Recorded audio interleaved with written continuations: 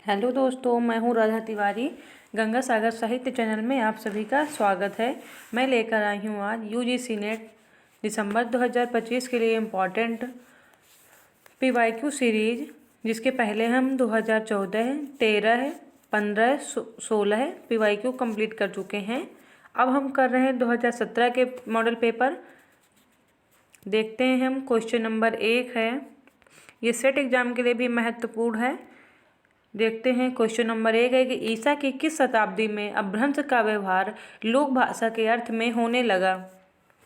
Option A पहली शताब्दी, option B छठी शताब्दी, ऑप्शन सी 9वीं शताब्दी, ऑप्शन डी 11वीं शताब्दी। जिसका करेक्ट आंसर है ऑप्शन नंबर डी 11वीं शताब्दी। ईसा की 11वीं शताब्दी में अपभ्रंश का व्यवहार लोक भाषा के अर्थ में होने लगा था। आचार्य रामचंद्र शुक्ल के अनुसार पहले जैसे गाथा या गाहा कहने से प्राकृत का बोध होता था, वैसे ही पीछे दोहा या दोहा कहने से अपभ्रंश या लोक प्रचलित काव्य भाषा का बोध होने लगा। अर्थात अपभ्रंश का लोक भाषा के अर्थ में प्रयोग अपभ्रंश के उत्तरकालीन अवस्था से माना जाता है। क्वेश्चन नंबर 2 है, पुरुष परीक्षा किस कवि की रचना है। ऑप्शन नंबर सी है, पुरुष परीक्षा विद्यापति की रचना है। विद्यापति की रचना जो संस्कृत भाषा में है, संस्कृत भाषा में विद्यापति की जो अन्य रचना है देखते हैं। शैव सर्वस्वसार, गंगा वाक्यावली, दुर्गा भक्त तरंगिनी, भू परिक्रमा, दान वाक्यावली, विभाग सार, लिखनावली, गया पत्तलक, वर्ण कृत्य। अवहट्ट भाषा में जो विद्यापति की रचना है, कीर्तिलता 13वीं शताब्दी की है, कीर्ति पताका। जो मैथिली भाषा में है विद्यापति की कृतियाँ, पदावली 1430, गोरक्ष विजय नाटक है। आचार्य देवसेन के जो ग्रंथ हैं उन्हें देख लेते हैं। श्रावकाचार, नयचक्र, दर्शन शास्त्र, दर्शन सार, भाव संग्रह, आराधना सार, तत्व सार तथा सावय धम्म दोहा। अब गोरखनाथ के देख लेते हैं काव्य ग्रंथ। डॉक्टर पीताम्बर दत्त बड़थवाल ने गोरखनाथ के 14 ग्रंथों को प्रमाणित मानकर उनका संपादन गोरखबाणी नाम से किया है। शब्द, पद, शिष्या, दर्शन, प्राण संकली, नर्वयबोध, आत्मबोध, अभय मात्रा योग, 15 तिथि, सप्तवार, गोरखबोध, रोमावली, ज्ञान तिलक, ज्ञान चौतीसा तथा पंचमात्रा। ये गोरखनाथ के काव्य ग्रंथ थे। अब देखते हैं ज्योतिरीश्वर ठाकुर के ग्रंथ जो है वह वर्ण रत्नाकर, बहुत क्वेश्चन में पूछा जाता है। डॉक्टर नगेन ने देवसेन का श्रावकाचार को हिंदी की प्रथम रचना माना है। डॉक्टर नगेन ने देवसेन जो रचना श्रावकाचार है उसे हिंदी की प्रथम रचना माना है। देवसेन के नय चक्र की लघु नय चक्र का नाम भी दिया जाता है। देवसेन के नय चक्र की लघु नय चक्र का नाम भी दिया जाता है। क्वेश्चन नंबर 3 है, आपको बोरिंग लगता होगा, इतनी ज़्यादा व्याख्या की महत्वपूर्ण नहीं है, लेकिन जितने भी व्याख्या है इनके सबसे क्वेश्चन एनटीए पूछ चुका है, एक बार नहीं कई बार, तो महत्वपूर्ण है व्याख्या। एनालाइज करते चलिए। क्वेश्चन नंबर 3 है, निम्नलिखित में से कौन सा विद्वान पृथ्वीराज रासो को सर्वथा अप्रमाणिक ग्रंथ मानने वालों में शामिल नहीं है। शामिल नहीं है यानी अप्रमाणित कौन नहीं मानता है। ऑप्शन नंबर बी सही है, मोहनलाल विष्णुलाल पांड्या ने प्रमाणिक ग्रंथ। पृथ्वीराज रासो को मोहनलाल विष्णुलाल पांड्या ने सर्वप्रथम प्रमाणिक ग्रंथ मानते हैं। देख लेते हैं हम। जो पृथ्वीराज रासो है इसके विषय में बहुत ही पूछा जाता है कि किन लेखकों कवियों ने प्रमाणिक माना है, किन्होंने अप्रमाणिक माना है, किन्हें अर्ध प्रमाणिक मानता है। देखते हैं हम। श्याम सुंदर दास, मिश्र बंधु, मोहनलाल विष्णुलाल पांड्या, कर्नल टाड, मथुरा प्रसाद दीक्षित, मोतीराम मिनारिया ने प्रमाणिक माना है। अप्रमाणिक कौन माना है पृथ्वीराज रासो को? आचार्य रामचंद्र शुक्ल, देवी प्रसाद, कविराज श्यामल दास, गौरीशंकर हीराचंद ओझा, बूल्हर, रामकुमार वर्मा, मुरारिद्दीन। अर्ध प्रमाणिक किसने माना है? मुनिजन Vijay, Mohan Singh, Acharya Hazari Prasad Dwivedi, doctor Sunit Kumar Chatterjee, Agarchand Nahta. Question number 4 है, नरोत्तम मोरा जोबना नवेलरा भयो है गुलाल, कैसे घर दीन्ही बगस मोरी चाल। मोरी माल। मोरा जोबना नवेलरा भयो है गुलाल, कैसे घर दीनी बकस मोरी माल। क्वेश्चन नंबर 4 का सही आंसर है ऑप्शन नंबर बी। उक्त काव्य पंक्तियों के रचयिता अमीर खुसरो हैं। देखते हैं अगली ये पंक्ति किसकी है, धर्मदास की है। बरनों में साहब तुम्हारी चरना, संतन सुख लायक दायक प्रभु दुख हरना। ये किसकी पंक्ति है, धर्मदास की।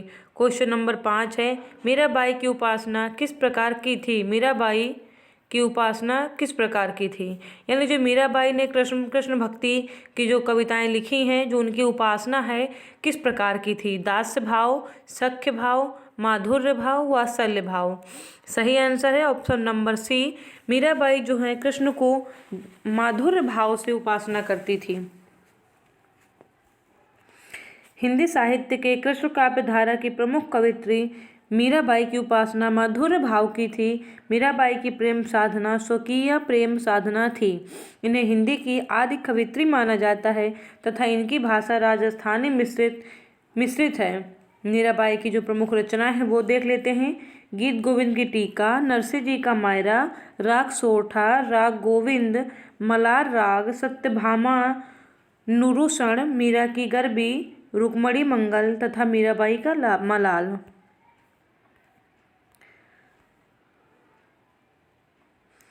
क्वेश्चन नंबर 6 है, आचार्य रामचंद्र शुक्ल के अनुसार कबीर ने अपने साखियों में सदुक्कड़ी भाषा का प्रयोग किया है। सदुक्कड़ी से उनका क्या अभिप्राय है।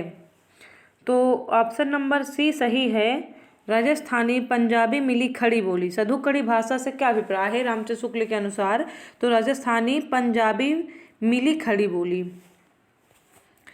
आचार्य खड़ी बोली। कबीरदास की भाषा के संबंध में विद्वानों के मत हैं। जो श्याम सुंदर दास हैं वो कबीरदास की भाषा को पंचमेल खिचड़ी कहते हैं। जो रामचंद्र शुक्ल हैं वो कबीरदास की भाषा को सदुक्कड़ी कहते हैं।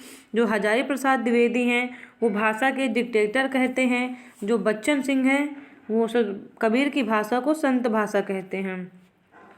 क्वेश्चन नंबर 7 है, सुजान कुमार किस सूफी प्रेमाख्यानक का नायक है। सुजान कुमार किस सूफी प्रेमाख्यानक काव्य का नायक है। सही आंसर है ऑप्शन नंबर बी, चित्रावली का नायक है सुजान कुमार। सुजान कुमार चित्रावली नामक सूफी प्रेमाख्यानक काव्य का नायक है। चित्रावली 1613 उस्मान द्वारा अवधी भाषा तथा दोहा चौपाई में छंद रचित ग्रंथ है। इसमें नेपाल के राजकुमार सुजान कुमार तथा रूपनगर की राजकुमारी चित्रावली के प्रेम कथा का वर्णन है। अन्य सूफी ग्रंथ के जो नायक हैं नायिका हैं देख लेते हैं। जो मधुमालती काव्य ग्रंथ है उसकी नायक नायिका है मधुमालती मनोहर तथा प्रेमाचंद। उसमें 2 कथाएं समानांतर रूप में चलती हैं। इंद्रावती है राजकुमार इंद्रावती, जो हंस जवाहर है हंस जवाहिर।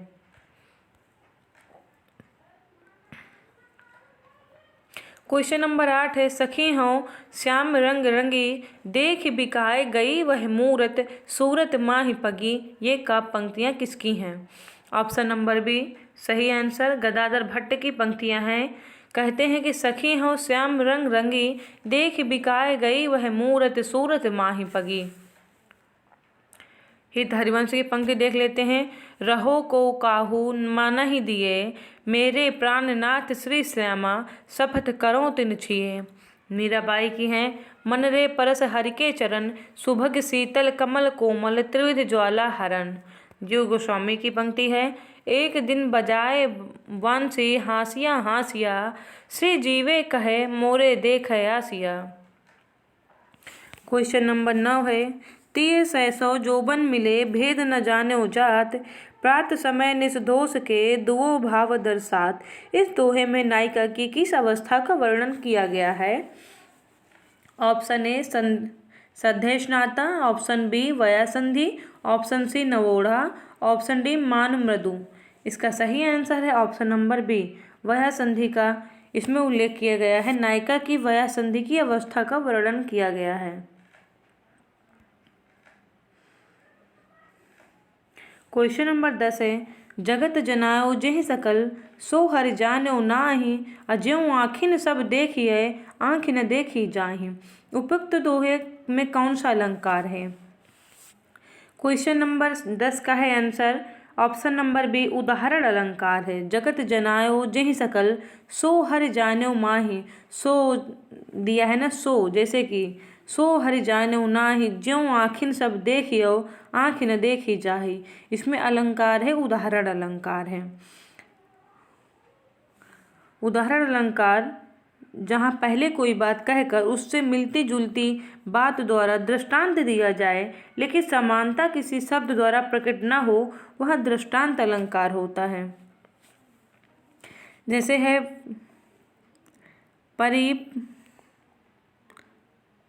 परि प्रेम नंदलाल के मोहिन भावत भोग मधुप राज मद पाई के भीखन मांगत लोग।